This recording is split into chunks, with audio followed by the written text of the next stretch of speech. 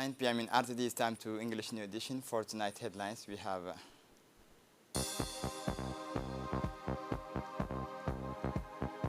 President Gele receives French ministerial delegation.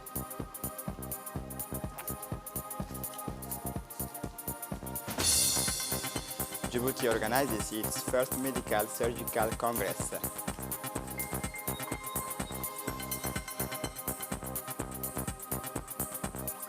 For the international scene, UN adopts resolutions for humanitarian ceasefire in Gaza. Welcome to our newsroom. President Gele receives the French Ministers of Foreign Affairs and Defense. The Head of State, His Excellency Ismail Omar Gele, received the French Ministers of Foreign Affairs and Ministers of Defense, Madame Catherine Colonna and Mr. Sébastien Lecornu, who are on a working mission in Djibouti at the Palace of the Republic late this Thursday morning. The audience between President Gele and the two French ministers immediately provided an opportunity to evoke the relations of friendship, exchanges, and cooperation that the two nations share in almost all areas of development. Discussion were then extended to the strategic partnership between the two countries in the military file, where they are bound by a defense cooperation treaty. The French minister's visit to Djibouti focused on the renewal of this defense treaty, reaffirming the strategic partnership between the two friendly countries. Djibouti and France enjoy privileged ties forged by a long history and a shared culture and languages. The ambassador of the French Republic to the Republic of Djibouti, Her Excellency Ms. Dana Pourkareshku, took part in the event. On the Djiboutian side, the Minister of Defense in charge of relations with Parliament, Hassan Omar Mohamed Burhan, the Minister of Foreign Affairs and International Cooperation, Mahmoud Ali Yusuf, took part in the meeting. The event was also attended by a large number of high-ranking officials, including the Ambassador of the Republic of Djibouti to the Republic of France, Ayed Moussaad Yahye, and the Secretary General of the Ministry of Foreign Affairs, Mohamed Ali Hassan, the Secretary General of the Presidency, Mohamed Abdullahi Wais, the Chief of the Defense Staff General Tahiru Muhammad Ali, the Diplomatic Advisor to the Head of State Fathia Jama Udin, and the Legal Advisors to the Head of State Ms. Suad Hussein Farah. Under the patronage of Prime Minister His Excellency Abdul Qadir Kamil Mohammed, the Kempinski served as an auditorium for the first Djibouti Medical Surgical Congress, a major event marking a significant milestone in the history of healthcare. This big ceremony, brilliantly organized by the National Office of the Djiboutian Medical Profession, brought together the Gotha of the medical world, in this case over 200 eminent Djiboutian doctors, pharmacists, and dentists, accompanied by 10 international medical experts to explore the captivating theme on this Congress, building the future of medicines in Africa, innovation, collaboration, and sustainability. In a striking demonstration of ongoing commitment to improving health, the government of the Republic of Djibouti has made significant progress in recent years. The introductions of universal health insurance, a marked increase in the number of trained health professionals, and the determination of the President of the Republic, Ismail Omar Gele, to widen access to healthcare bear witnesses to the result. This determination is to place health at the heart of the national development. Indeed, this Congress, organized by the National Council of Medical Professions of Djibouti, is more than just a scientific meeting. It will serve as an idea laboratory for presentations, discussions, and the exchange of innovative ideas in medicine, surgery. 3 days of intensive debate will focus in particular on the fundamental pillar of innovation, collaboration, and sustainability, essential to shaping the future of healthcare in Africa.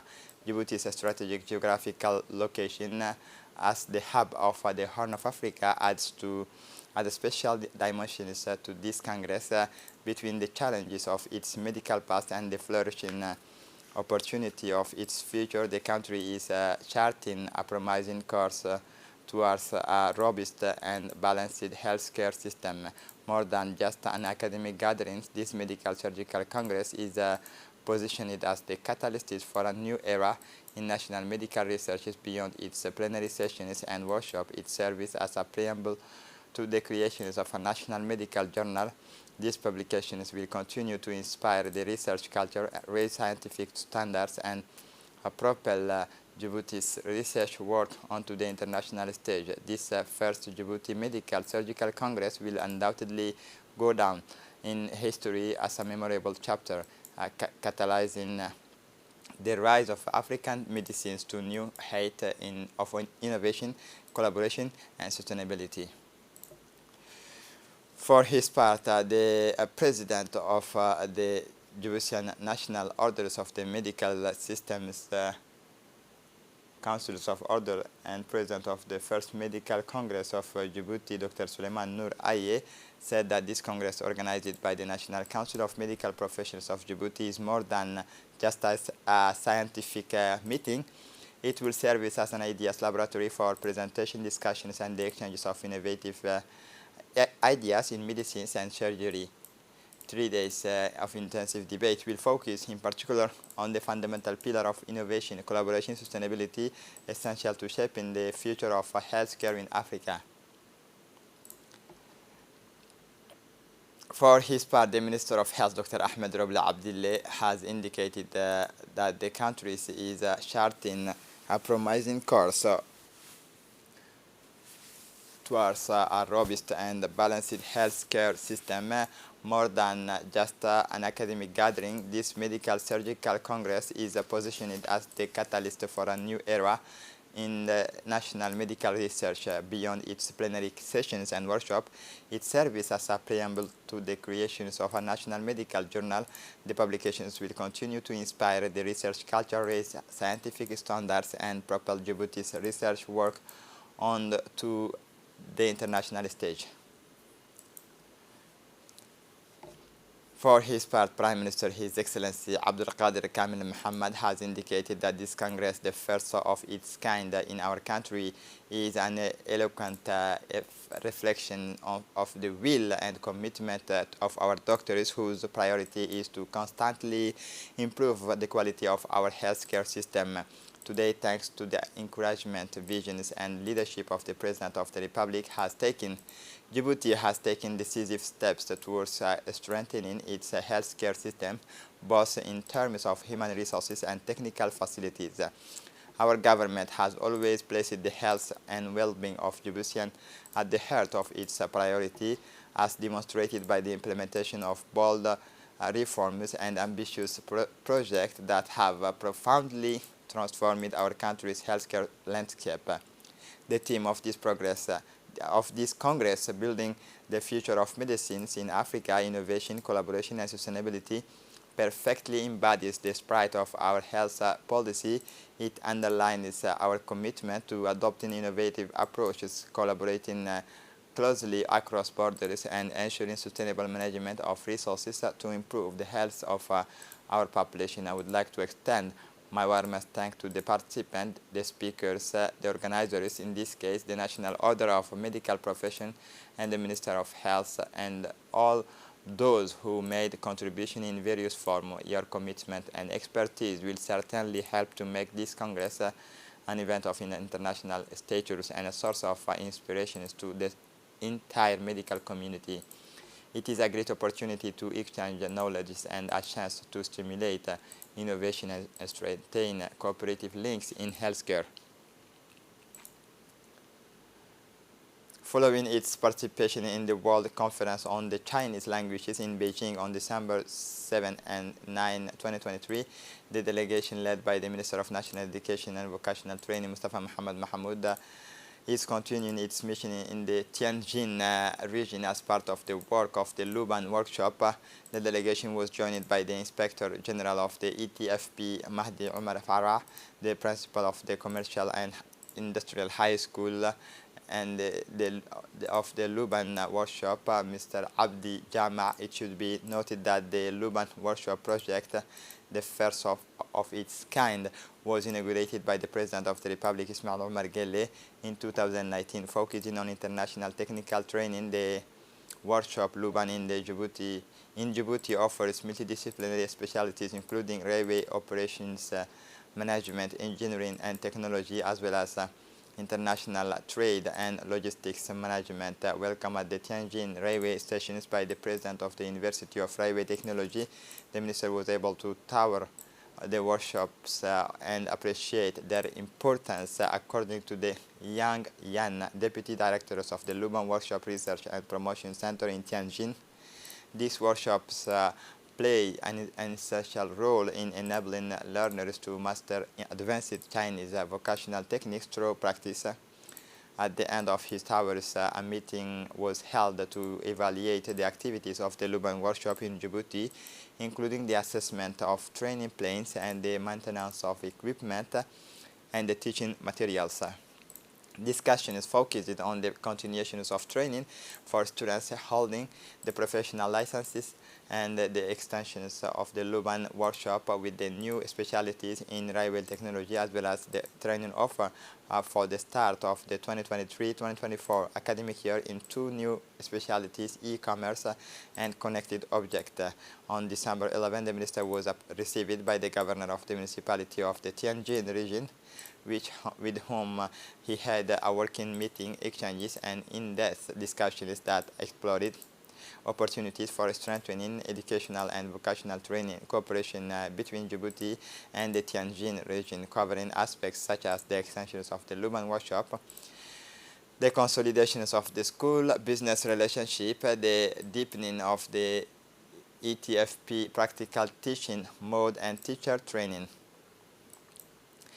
Today, the Minister of Agriculture, His Excellency Mohammed Ahmed Awali, accompanied by the President of the Djibouti Port and Free Zone Authority, Abubakar Omar Haddi, presided over the ceremony dedicated to the first harvest of the soil-less vegetables at the Skal International Hotel, the modern agricultural park of the Djibouti International Free Trade Zone.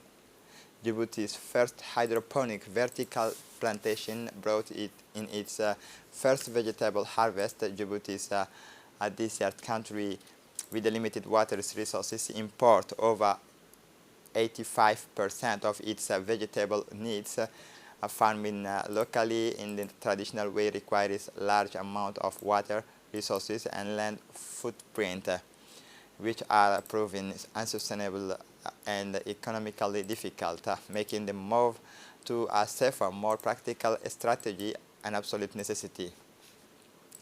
In his speech, the president of the Djibouti International Free Trade Zone area, Abubakar Omar Haddi, explained that with this innovative and environmentally friendly approach, the project will make a major contribution to food self-sufficiency. It will save up to 95% of water consumptions and increase yields by 80 to 100 times compared with the traditional agriculture.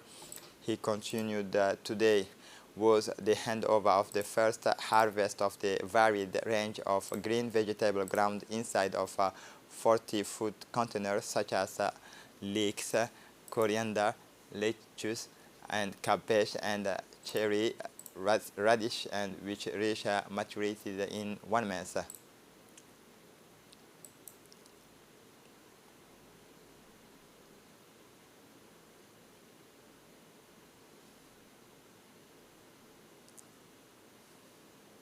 The Minister of Agriculture, His Excellency Mohammed Ahmed Awale, congratulated the President of the Port and Free Zone Authority on this initiative, which he described as a pioneer in hydroponics and soil-less agriculture. It ensures self-sufficiency in vegetables, tomatoes, and manufactured products. He added the initial investment in the project amounted to $1.75 million. The next stage in the site's development will see the production of a fruit and vegetable before moving on to the industrial scale plant. The Minister of Trade and Tourism, Mohammed Warsama Diriye, met with the chairman of the Qatar Tourism Authority in Doha, Qatar. The Minister of Trade and Tourism attended the meeting of tourism ministers of the Arab countries in Doha, which focused on the cooperation of the Arab governments towards the development of tourism. The Minister of Trade and Tourism, Mohammed Warsama Diriye, the chairman of the Qatar Tourism Authority, spoke in depth about the relationship and cooperation between the two sides for the development of tourism. Djibouti's ambassador to Doha, Dayib Dubadroble, was present at the meeting. An end of training ceremony was held this Thursday, December 14, 2023, at the Civil Aviation Headquarters of Djibouti International Airport. The training on the theme of aircraft accident investigation, which began on November 30 to until December 14, 2023, was intended by 16 people from the Airport Gendarmerie, BAA Agents, Djibouti International Airport Agents, and Civil Aviation Agents. The ceremony was chaired by the Director General of the Civil Aviation, Mr. Daoud Ali Abdou, and attended by the Chief of the Staff of the National Gendarmerie, Colonel Zakaria Hassan Aden, the Director of the Djibouti International Airport, the Director of the BAA, and Colonel Thierry Damerval, Technical Advisor to the Chief of Staff of the National Gendarmerie.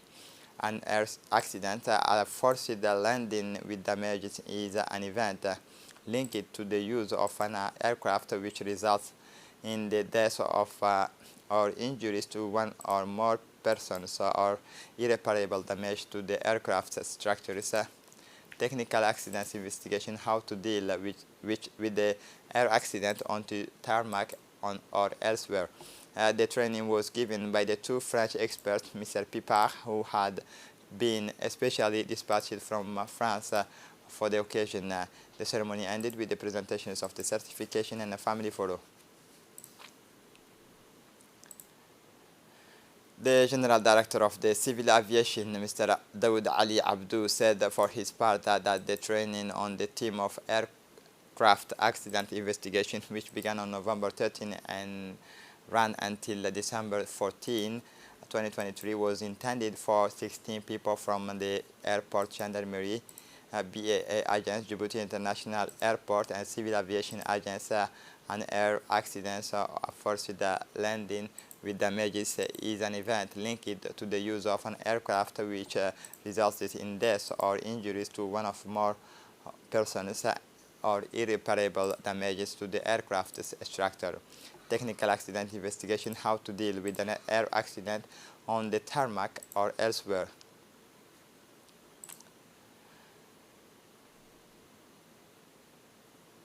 Continuing its parliamentary caravan through the interior regions, the Djiboutian Parliamentary Alliance for Food and Nutritional Security visited the Obok region on Wednesday, December 13, after courtesy meeting with the regional authorities, including the prefect of Obok, Abdi Musa Adan Migane, and the regional council. The parliamentary delegation, accompanied by a team from FAO Djibouti, visited the towns of fishery. The parliamentary delegation received detailed explanations on the productivity of the fishery, which produce fish in Obok itself and exports the surplus. Parliamentarian from the Alliance for Food and Nutritional Security encouraged fishermen to strengthen their activities.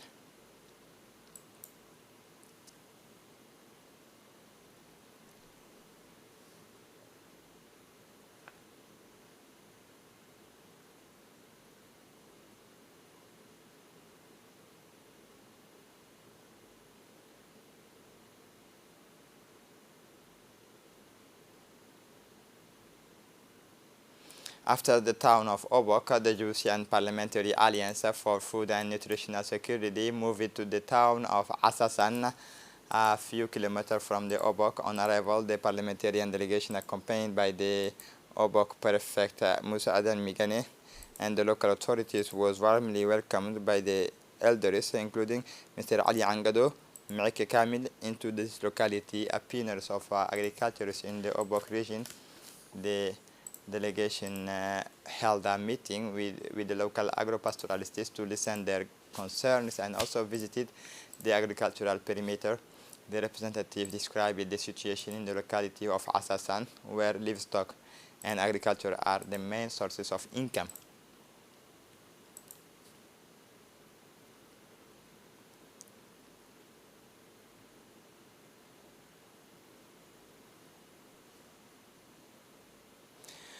The member of the parliament, Honorable Ahadi Ahmed Deberkali, emphasized it for her part. First of all, I would like to thank you for the warm welcomes you have given me and my delegation today. We are here today to talk about the agricultural situation in Asasan, as a region that has already worked in agriculture. We are accompanied today by a delegation from the Food Agriculture Organization. We are here today to listen to your grievances and pass them on to the executives for his part. The Member of Parliament, Honorable Kamil Humada, said that the difficulties in the localities of Asasan are water. Water is not lacking in your locality, but it is more a problem of sanitation and farming. That's the first point. The second point you asked for is training in agriculture, and thirdly, you mentioned the problems of locusts destroying your crops. So we are going to find solutions with the Food Agriculture Organization to combat the locust problems as well as agricultural training. Agriculture is one of the roadmap of the President of the Republic, Ismail Omar Guelleh. The caravan will continue its journey in the Tajura region this Thursday, continuing its commitment to food and nutritional security.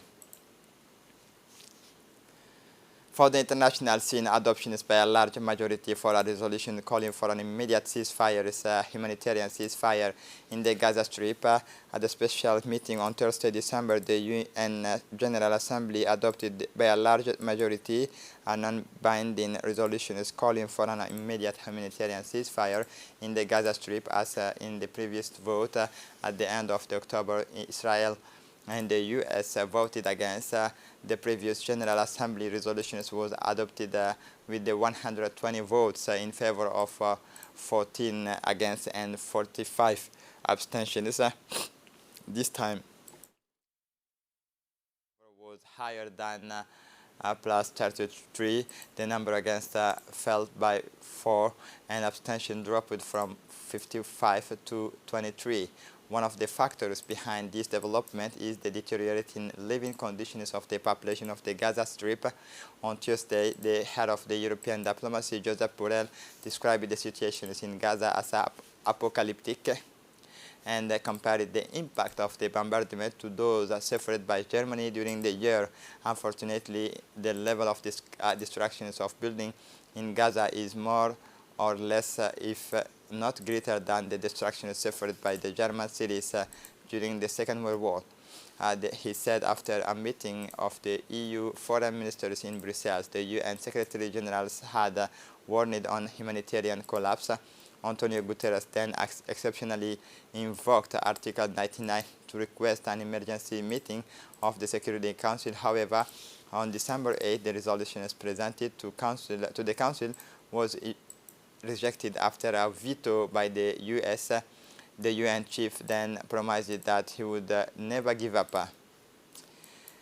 The United Nations Climate Change Conference COP28, held from November 13 to December 12 in Dubai, adopted an agreement on Wednesday morning calling for a transition away from fossil fuels. Sultan Al-Jaber, president of the United Nations Conference, described the agreement as historic. The countries taking part in the COP28 approved the text by consensus following marathon negotiations that continued past the deadline set by the conference president against a backdrop of disagreements over fossil fuels. The draft agreement revealed early Wednesday morning by the Emirati president of COP28 calls for a transition away from the fossil fuel, accelerating actions in this crucial decade with the aim of achieving carbon neutrality by 2050. It does not, however, speak of an exit from oil, gas, or coal as demanded by over 100 nations.